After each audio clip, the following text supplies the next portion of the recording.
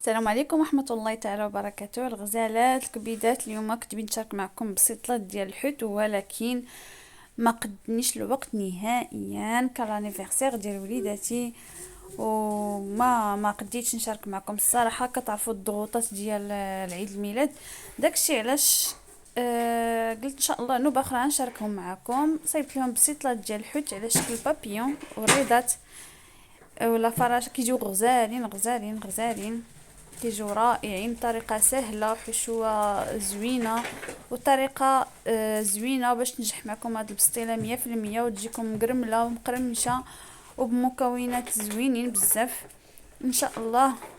غنشاركهم معكم على القناه ديالي ان شاء الله حتى شي خطره اخرى، ونشاركها معكم. علاش لا؟ كي شفتوا راني كندهن بالبانس. خديت واحد الشيطه كندير فيها الزبده باش ندهن الوجه ديالها باش تجيني ديك الورقه مقرمشه. صافي غادي ندوز عليهم كاملين ونشعل على الفران من التحت والفوق باش ندخلها الفران طيب. بالنسبه اللي عندها الفران ديال الغاز كتشعلها من الفوق والتحت عادي، ولكن اللي عندها ديال البوطه كتشعل غير من التحت حتى تتحمر وطيب ديك الورقه مزيان، عاد كنشعلو الفوق باش ما تحرقش لينا.